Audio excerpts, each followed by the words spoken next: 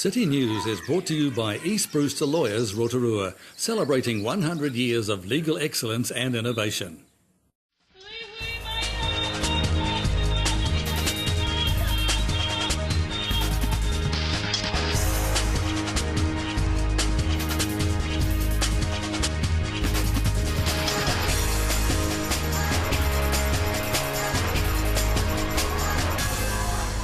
Good evening, Rotorua. Tonight on City News. The community are being encouraged to join Saturday's protest against the sale of synthetic cannabis. The Chamber of Commerce is inviting members to an open meeting on Monday, and planning for next year's National Secondary Schools Waka Ama competition is already underway. Organisers of a march against the sale of synthetic cannabis are asking for the community's support at the event on Saturday. Spokesperson Mariah Paulmana says she's seen the damage the synthetics can do to young people. The things that we've noticed, and not only us, other social organisations who work with families in Rotorua, we've noticed young people smoking synthetic cannabis on a daily basis, and they're absolutely whacked off their face. The main concern that I have is it's being distributed by adults to young people, and now we've got 11 and 12-year-olds smoking the stuff, and I know that they're smoking it, and also families, mums and dads are smoking it, and the effects on their children. We're just tired of it all. A Facebook page was set up in support of the Rotorua campaign. For more information, search Ban Synthetic Cannabis in Rotorua. Meanwhile, local police say there will be a police presence at the march. On that particular day, we'll certainly be involved in providing, I suppose, the safety of the protest as well, and just making sure that people that are wanting to attend a protest are safe in doing so, and that there's no obvious sort of disorder during the day.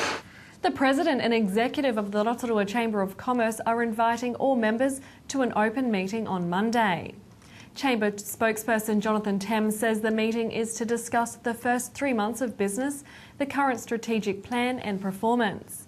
He says issues surrounding the departure of former CEO Roger Gordon are also on the agenda, with a statement being prepared for the meeting.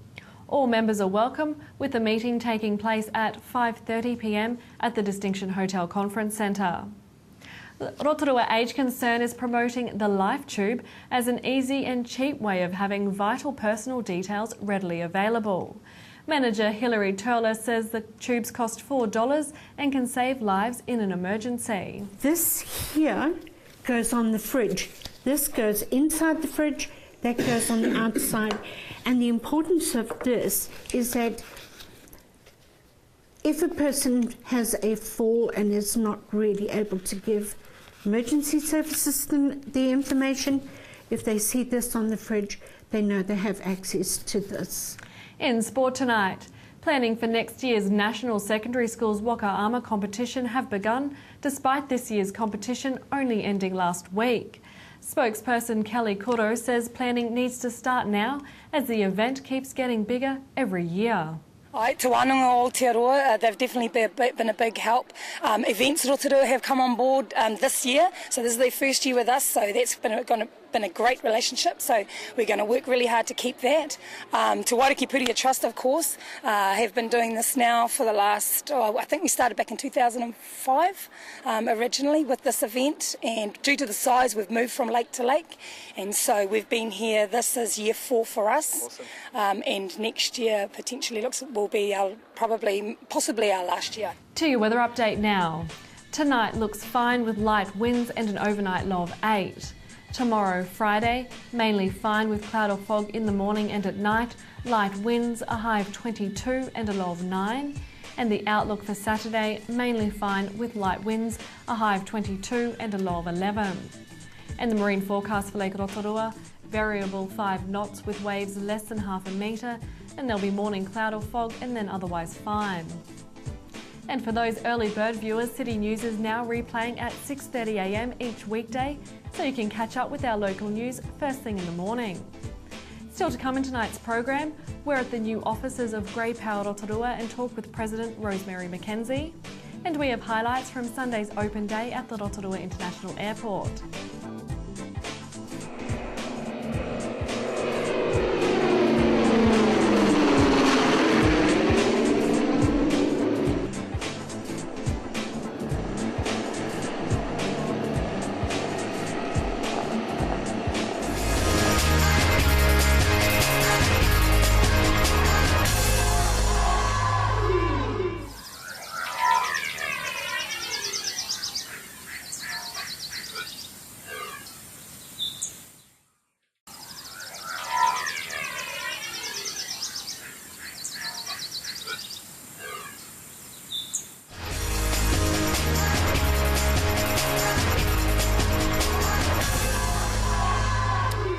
Well, we come down to visit Grey Power today. As you can see, they've got a brand new sign, got a brand new office out the back here of Age Concern, and we're going to be catching up with the President, Rosemary McKenzie. Now, she's going to share with us the issues that are facing Grey Power and the things that they do in our community. Hi Rosemary, nice to have you with us today. Now, Grey Power was formed way back in February 1986, but why was it formed? It was formed initially to fight the surtax. If you had the superannuation and you went to work, your earnings were taxed at a very high rate. If I remember rightly, it was about 70 cents in the dollar, so that was really a terrible imposition on people. And just because you turn 60, as it was in those days, doesn't mean that you're incapable of working anymore. So it was a real disincentive to people to continue to work. And the superannuation is a national superannuation. It's a universal superannuation, so it's an entitlement, not a benefit. So people were entitled to collect that from the age of 60. Well, you know, you guys have worked your whole life and paid tax for your life. Of course you'll be entitled to that. It's a given, isn't it? It is, yes. So what was the result of that uprising of Grey Power? That uprising of Grey Power eventually led to the repealing of that surtax, and also at the same time, one of the policies of Grey Power was that they were totally opposed to the sale of assets. The assets owned by the people of New Zealand should belong to the people of New Zealand, and that policy hasn't changed. And as you're probably aware of the recent referendum, that is still a very strong part of our policy, and we are still totally opposed to the selling of New Zealand assets, particularly if they go overseas. How does that make Grey Power feel, and you personally, when you know the government puts out this referendum and then ends up totally ignoring it? I think they ignore it at their peril. It makes us very angry. These things we've already bought through our taxes. Why should we have to buy shares in them to continue to own them? It's totally wrong. They're ours now. And the government certainly didn't have a mandate. One electoral seat does not give them a mandate.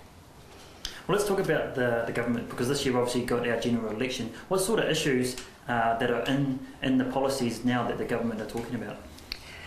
Grey Power this year is very focused on the things that are costing people, particularly older people, dearly.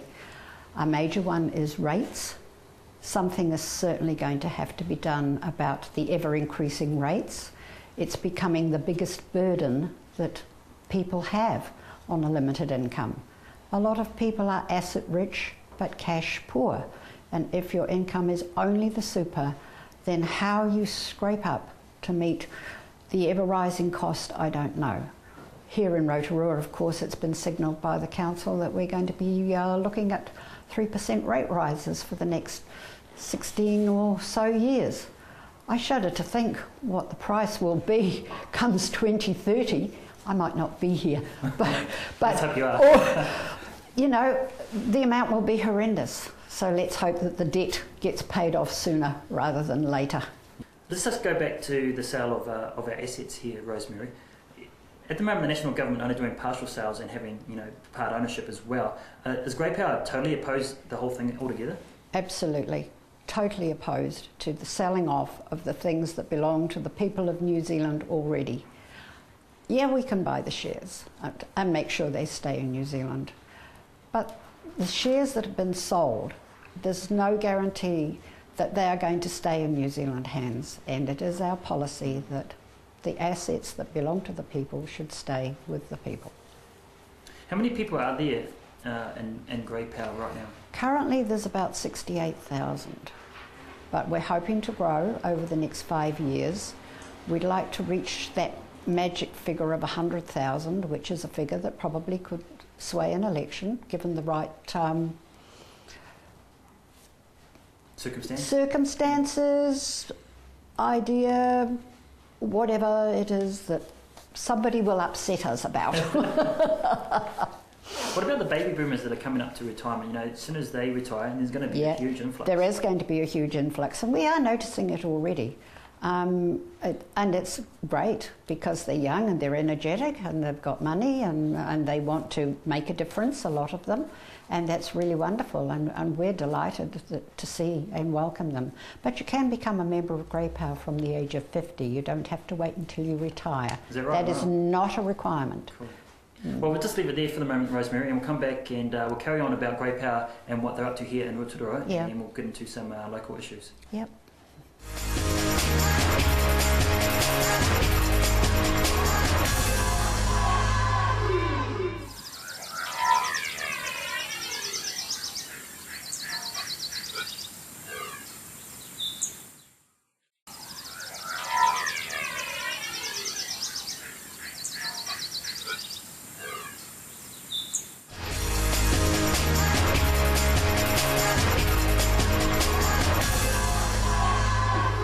Rosemary, let's have a chat about local issues here in Rotorua. Is there anything in particular that Grey Power are advocating for? At the moment there is, and it's not a major thing, but it's something that's been drawn to the attention of the local association, is the fact that we've got share with care footpaths, where we have cyclists coming one way or both ways and pedestrians as well. Some of the elderly, especially those with walkers, are feeling very vulnerable. People who bike are fit and healthy and they come roaring up to you and they have no intention of knocking you off your feet, but the elderly are feeling a little bit fragile and they're expressing that to us, that they are not very happy about having to share the footpath with cyclists. We have drawn this to the attention of the council and the mayor, who is very sympathetic, and they've certainly are indicating to us that they're going to be looking into a better way of doing things. And I think there's got to be a better way. Let's have people on bikes, yes, but let's make sure that our elderly people are safe and can walk the footpaths. We need to get them walking anyway, so let's not make sure that it's too hard for them to get out and keep fit. Have you had a chance to talk to MP Todd McClay about this?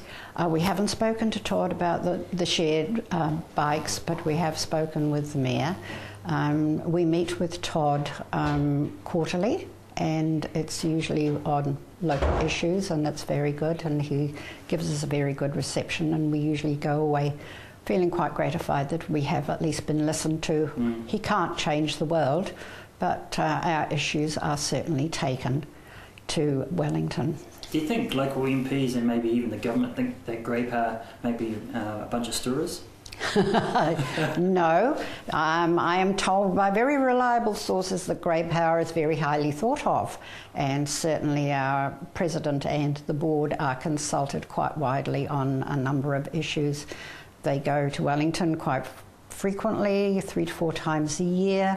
The advocacy team meets with ministerial staff as well as MPs, and we sometimes come away that we may not have won it, but we've chipped away at a brick wall, and next time we go the hole in the dike is a little bit wider.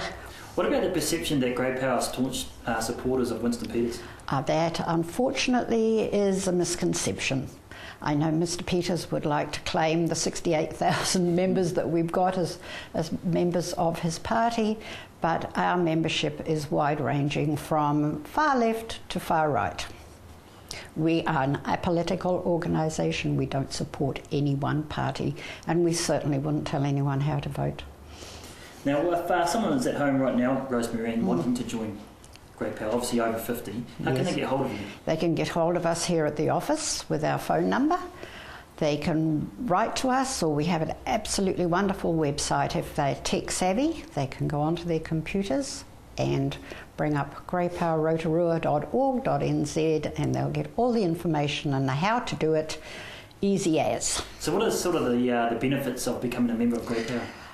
You become the member of a national organisation, so you're not a lone voice. Here in Rotorua we've got over 1,300 members, so we're quite strong, but we need to grow. We have a discount book in Rotorua where 45 businesses are prepared to give an extra discount to people who belong to Grey Power. We have, of course, the wonderful Grey Power electricity that you can join when you are a member of Grey Power. AIL sponsor an insurance so that if you're unfortunate enough to get run over by a bus, your heirs can claim a $2,000 free policy. Well, that's great news, isn't it? Yeah. Yeah. How about the hopes and expectations and the future of Grey Power, Rosemary? The future of Grey Power I see as actually being quite strong. As you mentioned earlier on, the baby boomers will be coming along, so that is going to swell the numbers. They are much more assertive than their parents have been in the past, so they're not going to sit down quietly under any government decree and say this is what you're going to have. We will grow, we will gain more. I think there are quite a number of issues that have a lot of work yet still to be done. There's a lot to be done in the health scene, there's a lot of improvement needed in the superannuation scene. Other types of energy need to be looked at, policies on various things, but it's a living organisation. It's going to change just like any other living organism does. And who knows where we'll be. We won't be a political party because we are quite determined on that. You cannot run the government on a one issue, and let's leave the infighting in Parliament. Yeah, fair enough. I agree with that one. Thanks, Rosemary. Appreciate your time. You're welcome.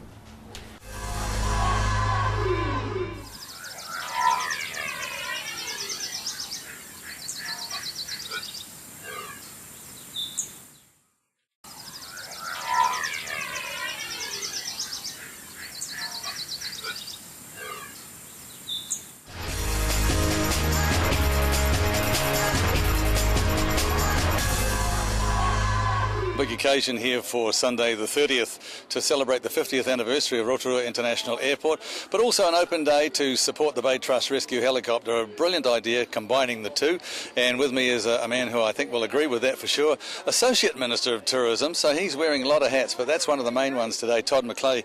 This is a great occasion, and earlier in the ceremony and so on, the retracing of the history and the importance of it relative to, I think, 3rd of October 1964. We've come a long way, haven't we?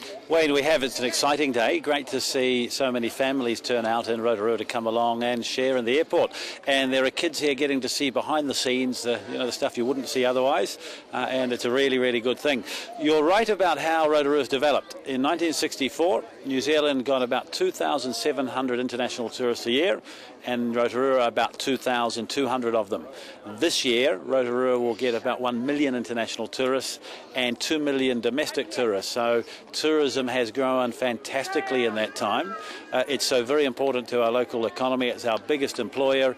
It's worth just over 10% of local GDP, and the tourist industry is responsible for $500 million worth of spending locally. Very, very important to us. One of the things that's come through also during the course of the speeches and so on is the relationship aspect that this over 50 years has been so important with iwi and other organisations, the Bay of Plenty Regional Council and so on. That's going to be, it's not finishing today, it's ongoing, isn't it? That's right. And so, look, I view this very much as a community airport for the wider Bay of Plenty. It is a regional airport now, particularly with our Trans-Tasman flights through the summer. The early days were challenging when it was, when they had to negotiate the land and in some cases had to use the Public Works Act, but our approach is quite different now. Whenever a change is needed, we get around the table and we talk about it. I mean, the good news for local landowners and iwi is the airport has been extended, it has the footprint it needs. There's not going to be any need for any additional land that anybody can foresee. So now it's just a matter of joining together. Every time a visitor comes to New Zealand and visits Rotorua and spends money here, that's good for all of us. It's good for businesses, it's good for locals, it's good for employment. We've all got to focus on making sure that more people come, they have a great time and they return.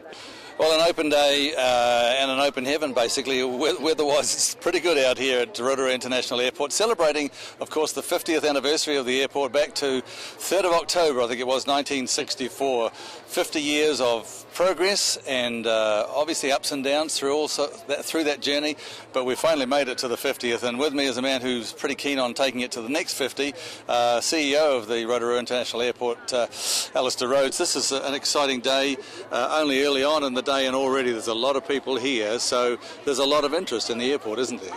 Yeah, for me it's a fantastic day to really showcase what Rotorua is all about. We've got some fantastic weather here, the lakes are looking beautiful, we've got a bunch of really historic aircraft, and it's really all part of that kind of tourism experience.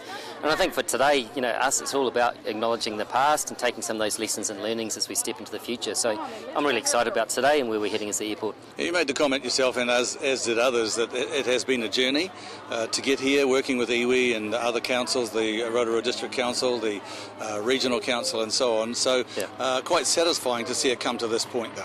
It is really satisfying. The reality is all investments that we ever need to do in this airport have actually been made now. It's all about maximising the opportunity that we've got, increasing the number of flights, increasing the number of people through the airport. Benefits the airport, but more importantly, benefits the regional community as well. Sure. It hasn't rested just on your shoulders, obviously. A lot of it has, but you've had a good team behind you to put today together. Yeah, a special word of thanks to my team, Anna Rogers and my team. She's been leading the rest of the guys, but we've got probably 60 or 70 people here helping out today, a whole bunch of volunteers, and they're all, giving their, free time on a day off on Sunday, so really appreciate what they're putting in to make this day successful. Also a good combination. I think we talked to you earlier, late last year, about the whole idea of combining the Bay Trust Rescue Helicopter Open Day, which they normally do at their hangar by the hospital, combining it today, and that's been worthwhile. Yeah, I think so. The whole aviation community here is just one small, close-knit community, so it's really important, if we're doing something, rather than they do something a week later, let's just combine it all together so people have an opportunity to come and see everything all at once. Sure. So it works really well, and we've got a good relationship with them and other helicopter operators on the airfield. And the opportunity for the public to appreciate them at a grassroots level, literally. And also to see what they're doing. So they're going to put on a display in terms of, what some of their capabilities are, and I think it'll be really interesting because people always hear about it in the news, but actually seeing the helicopters in action and seeing what they can do is going to be impressive as well. Thanks for putting it all together, and I know it's a busy time, but you can at the end of today you can go home and relax, having a pretty successful one behind you, and congratulations to you and your team too. Oh, thank you. Definitely time to go home and have a beer in a few hours' time. Cheers. Cheers, mate. Thanks a lot.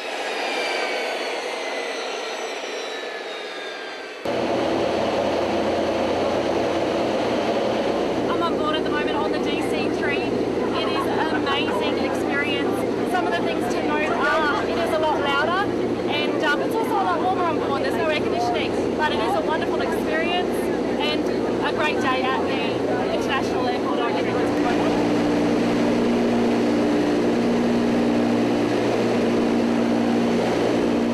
A great event at the airport with over 10,000 people attending. If you'd like to watch the program again, visit our website tvrotorua.co.nz, or you can see updates on our TV Rotorua Facebook page. Thanks for joining us tonight. From all the team at City News, for Maria.